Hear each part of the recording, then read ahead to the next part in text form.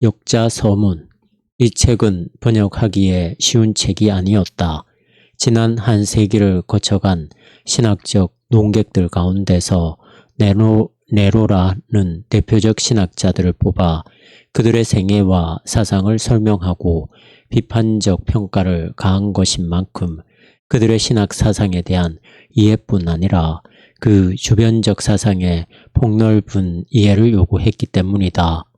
또한 공저자인 그랜치와 올스는 그들이 선정한 신학자나 신학운동들에 대하여 주요한 모든 저작들을 총망라하여 섭렵하고 있기 때문에 상세한 미주가 달려 있을 뿐 아니라 매우 함축적인 표현들을 하고 있어서 거의 같은 문체의 함축된 표현으로 그러면서도 이해의 맥이 끊어지지 않게 번역하는 일은 한마디로 피를 말리는 작업, 바로 그것이었다. 이 책에서 가장 돋보이는 측면은 저술의 방향에 있어서 20세기의 주요 신학자들의 생애와 사상을 개별적으로 소개하고 비판하는 데 그치지 않았다는 것이다. 저자들이 머릿말에서 명백히 밝히고 있는 것처럼 20세기라는 과도기적 세기에 나타난 각종 신학의 다양성과 통일성에 빛을 비춰줄 해석학적 도구로서 하나님의 초월성과 내재성이라는 이중적 진리가 만들어내는 창조적 긴장을 해석의 열쇠로 삼아 20세기의 신학사를 쓰려했던 저작 동기의 적확성이라든지 저술된 결과를 통해서 볼 수 있는 성취도를 볼 때 이 작품은 성공적이라고 해야 할 것이다. 이 책이 가지고 있는 중요한 의의는 여러 가지겠으나 그중 한 가지는 20세기에 있어서 복음주의 신학의 성숙이라는 측면이 부각된 것이라 하겠다.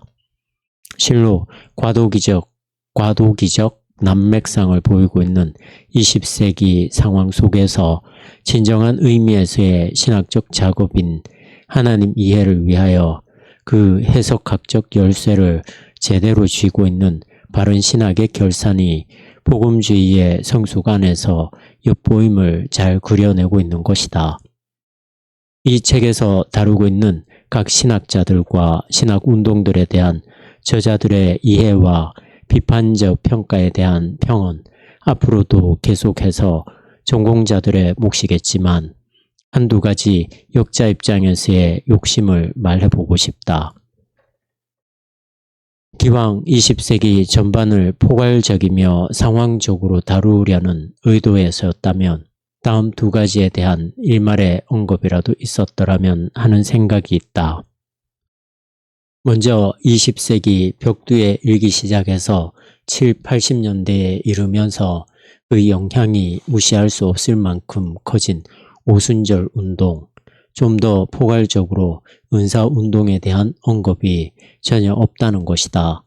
또 적어도 20세기 후반에 들어오면서 유럽 내지 북미 중심권에서 태평양 이편, 곧 아시아, 특히 동아시아로 그 중심축이 옮겨지고 있는 현실을 감안했을 때 실제로 적지 않은 아시아인들에 의한 창의적 신학 저작물들이 탈서구 중심성을 가지고 전개되는 것을 주목하지 않을 수 없는 20세기 후반의 세계 신학 동향의 한 중요한 측면이 외면된 것 같아서 아쉬웠다. 물론 은사운동권이나 아시아 신학계 모두에서 이렇다 할 만큼 조직신학적으로 일가를 이룬 신학자나 사상의 전개가 아직 부족한 것은 사실이다. 그러나 단순한 신학의 상하탑적 논의 이상으로 포괄적인 20세기 신학자의 기술이려면 20세기 신학사의 기술이려면 아직 제대로 충분히 이론화, 조직화되지 않은 파편적 소리들일지라도 제법 알아들을 수 있는 소리까지 내고 있는 저 대중적 기독교 운동 내지는 토착적 논의에 대해서도 진지한 관심을 보였어야 하지 않았느냐는 것이 역자의 소견이다. 역자가 처음 시드니에서 영문 원본을 입수해서 훑어보는 중에 당장 읽었던 어하심은 역시 성숙한 복음주의 신학의 대표자 둘을 꼽을 때 저자들이 칼 헨리와 버나드 램에 국한시킨 것에 쏟아졌었다. 미국만을 놓고 보더라도 반틸이라든지 블레시 또는 전문 신학자는 아니더라도 복음주의 신앙의 위상을 한 단계 높여주었다 할 수 있는 셰퍼 같은 이들에 대해 언급되었어야 했다고 생각했고, 또 미국을 벗어나면 일단 스코틀랜드의 토런스, 또 화란의 베르쿠버 등이 있었을 텐데 라는 생각이 든다. 그러나 저자들의 의도를 읽어보면서 미국 신학계에 더 초점을 맞추었을 것에 대하여 일면 동정적 이해를 할 수 있었다. 1993년 말쯤 시작한 번역이 생각보다 훨씬 긴 세월이 지난 후에야 마무리되었다. 일상의 모든 일이 그렇듯 자유로하겠다고 나섰던 일에 꼼짝없이 붙잡히는 몸이 되었을 때 매번 노트북의 덮개를 열어젖히고 다소곳한 정자세로 그 앞에 앉는 것은 수능의 경지에 접어드는 수행자의 모습을 연출해보는 느낌마저 주었다. 미루다가 적절한 출판의 기회마저 놓칠 것이 염려된 나머지 이 책의 뒷부분인 구 10장과 결론은 IVP에서 번역을 해주었고, 특정 어휘의 통일과 일관적 문체의 유지를 위하여 역자가 다시 나름대로 충분한 검토와 교정을 했다. 까다로운 색인 작업은 물론 이 책이 나오는 데까지 물심으로 도와주신 여러분들께 감사드린다. 이 책의 번역에 대해 자주 물으시던 어머니를 회고하며 역자씀. 머릿말. 넓은 의미로 보아 신학은 기독교 신앙의 행위, 내용 및 그 함축하는 바에 대한 지적 성찰이라고 정의할 수 있다. 신학은 특정한 역사적, 문화적 상황 속에서 신앙에 관하여 서술한다. 그러므로 그것은 엄연히 상황적 학문이다. 이 상황적 성질 때문에 신학은 지속적인 과업을 제시하게 된다. 물론 예수를 주로 시인하며 그리스도 안에 계시된 삼위의 하나님에 대한 근본적인 기독교 신앙 고백과 헌신은 불변하는 것이다. 그러나 이 신앙 고백의 현장인 이 세상은 변화하고 있다. 신학은 각 세대의 각양의 문화적 배경 속에 있는 교회를 섬긴다. 하나님의 백성들이 그 교회의 신조를 성찰하도록 도울 뿐 아니라 당대의 제자들이 살아가며 그리스도의 이름으로 사역에 임하는 현장인 이 세상에 그 신앙 고백을 적용하도록 도움으로써 교회를 섬긴다. 결국 신학은 성경적인 복음, 교회의 유산, 그리고 현대 세계의 사상 형태라는 세 가지 축을 중심으로 움직여야 한다.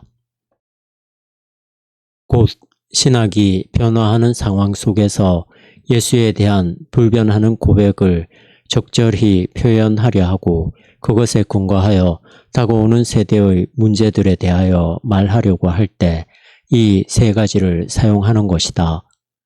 20세기의 신학자들은 각 세대마다 이전의 선배들이 그랬던 것처럼 그 학문 자체가 제시하는 도전을 수용해왔다. 이 책에서 우리는 금세기 신학의 주된 흐름이라고 인식되는 것들을 더듬어 보려고 한다.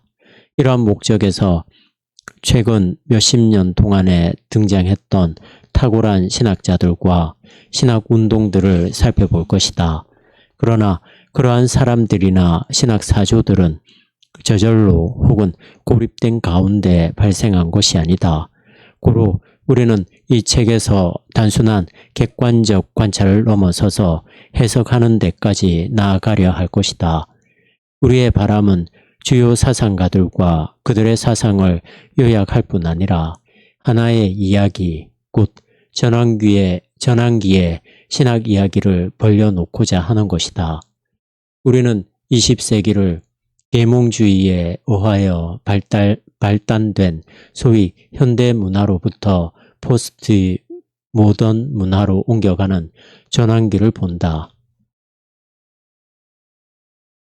문화사적 시대 구분으로서 포스트 모던의 의미가 무엇이냐에 대해서는 학자들의 의견이 엇갈리고 있으나 우리가 사는 시대나 가까운 장래를 일컬어 단순히 계몽주의로 말미암은 문화적 운동력이 확장된 결과라고 볼 사람은 거의 없을 것이다.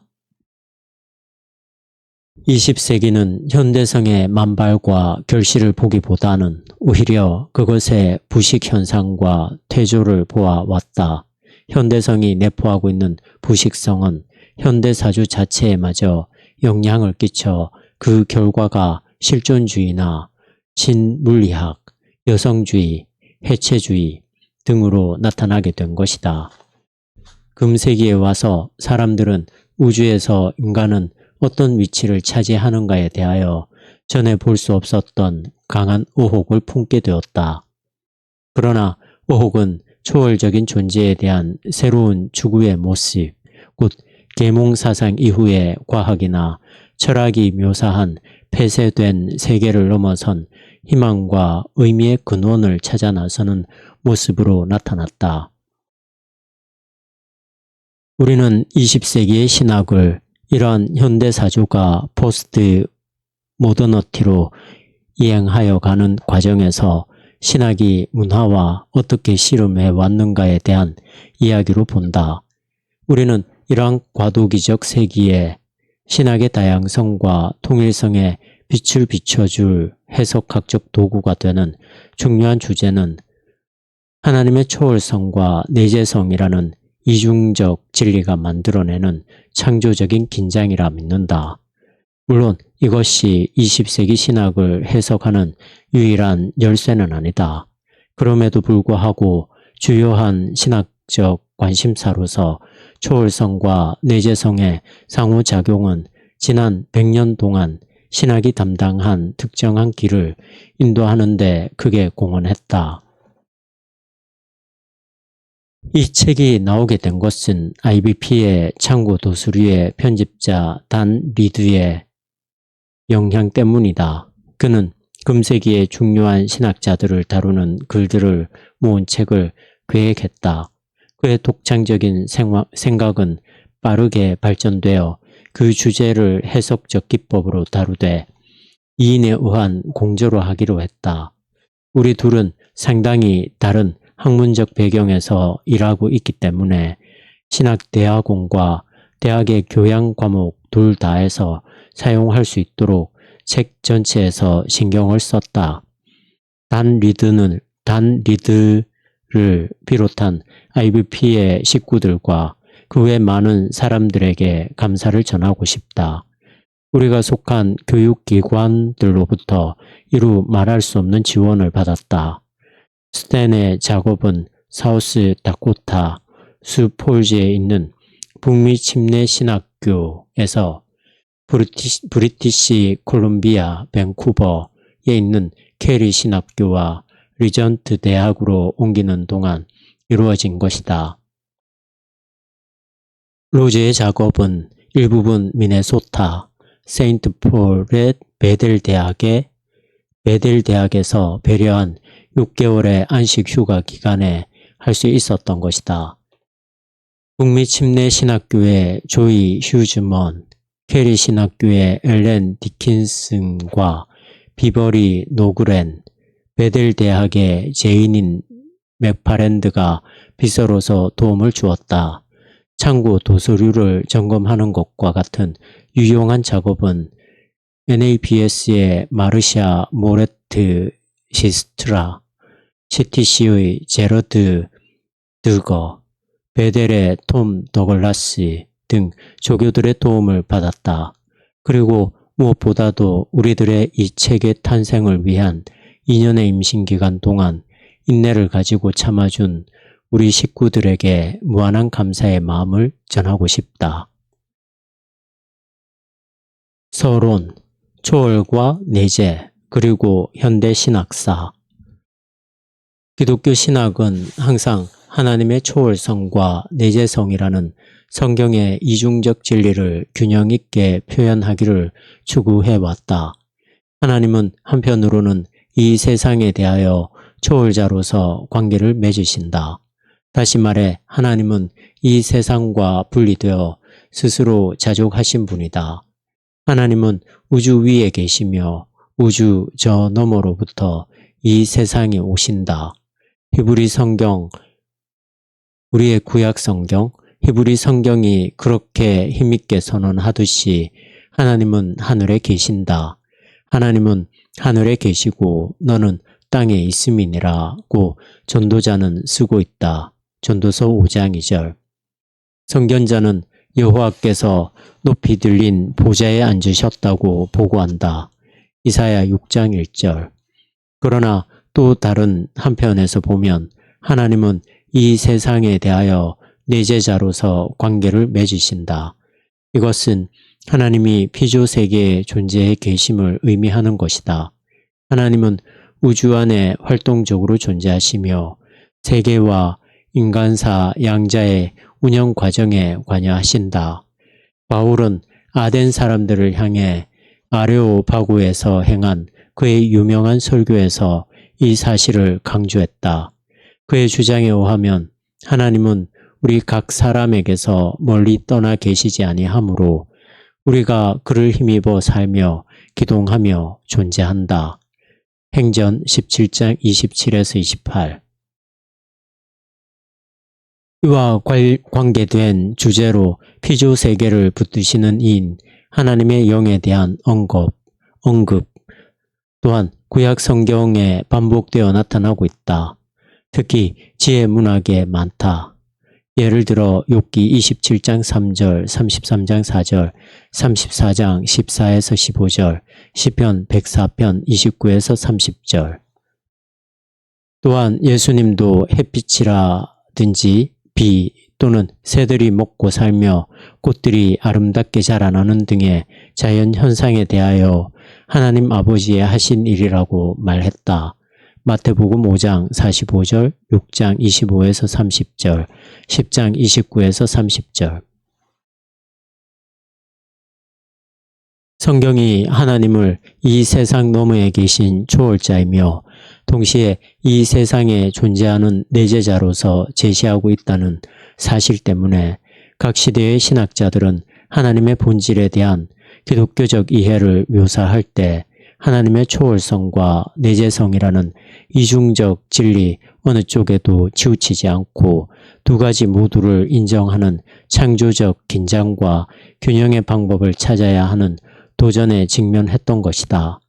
두 가지 진리 모두를 균형 있게 수용해야 신학과 이성 혹은 문화의 관계가 적절히 수립된다. 이 둘 사이의 균형이 상실되면 곧 심각한 신학적 문제들이 고개를 들게 된다. 즉, 초월성을 지나치게 강조하면 문화적 상황과의 관련성을 잃게 되고 반면 내재성을 지나치게 강조하면 어떤 특정의 문화에만 얽매이는 신학이 되고 말 것이다. 19세기의 신학으로부터 흘러나온 20세기의 신학은 하나님이 피조세계와 맺으시는 관계의 두 양상을 균형 있게 보려는 시도로서 흥미있는 사례 연구의 대상이 될 만하다.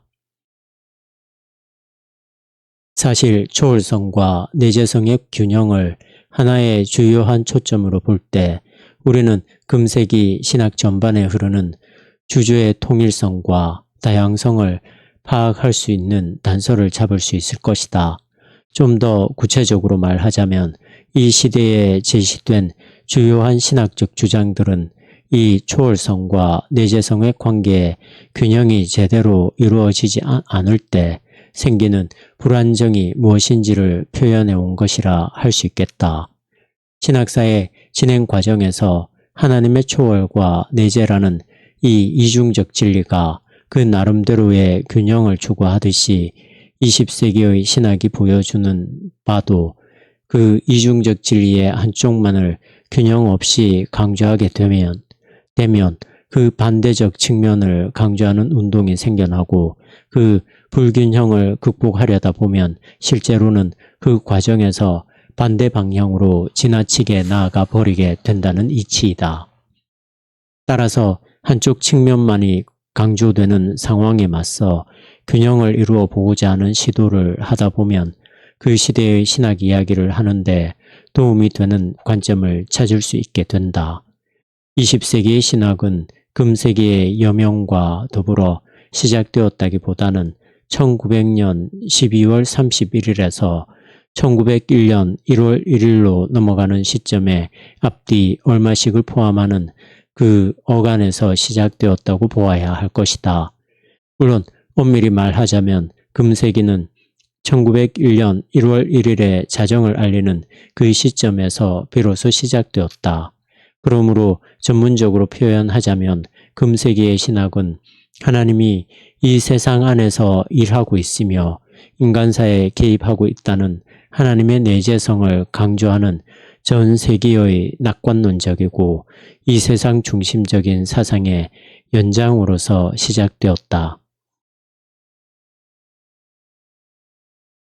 그러나 역사적 사건들의 흐름이라는 관점에서 볼 때 20세기는 1910년대에 이르기 전까지는 제대로 시작되지 않았다.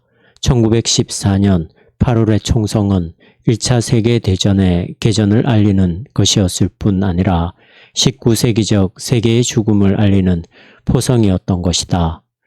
1900년대의 특징이 된 지적 정신은 바로 이와 같은 재앙적 사건을 통하여 유입되었는데 그 이유는 1차 세계대전이 그 이전에 여러 세기 동안 전개되어 온 낙관론적 세계관을 산산조각내버리고 1914년 이후 여러 해 동안 편만해 갔던 지적, 문화적 비관을 낳았기 때문이다. 여러 방면에서 금세기의 신학적 주제들을 결정했던 것은 이 엄청난 사건의 후유증이었다. 금세기의 신학은 전화의 잿더미 속에서 새롭게 출발하고자 하는 시도와 함께 시작되었다. 그 전쟁은 유럽을 파괴했을 뿐 아니라 당시 유럽의 문화적 신학 또한 파괴시켜 버렸기 때문이다. 유럽의 문화적 신학 또한 파괴시켜 버렸기 때문이다. 이러한 관점에서 볼 때 새로운 세기의 신학이 먼저 19세기 신학의 중심 주제들에 대한 한국의 모습으로 시작되었다는 것은 전혀 놀랄 일이 아닌 것이다. 19세기 신학의 중심 주제들이라면 르네상스 이후 서구인의 사고에서 그토록 중요했던 신의 내재성이라는 측면의 강조를 포함한다. 그러므로 금세기의 신학 이야기는 전쟁의 참화가 지나간 이 마당에 하늘에서 들려오는 하나님의 말씀은 과연 한마디라도 있단 말인가 라며 칼 바르트를 비롯한 그 외의 몇 사람이 제3, 제4 물었던 질문에서처럼 하나님의 초월성을 강조하는 초점이 재현됨으로써 시작된다.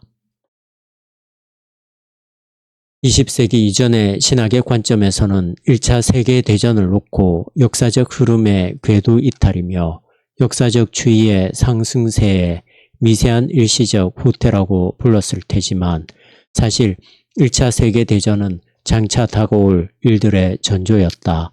중부 유럽에서 전쟁이 발발한 이래 유럽에서는 수십 년간 전쟁이 멎지 않고 계속 악화일로의 갈등으로만 치달았다.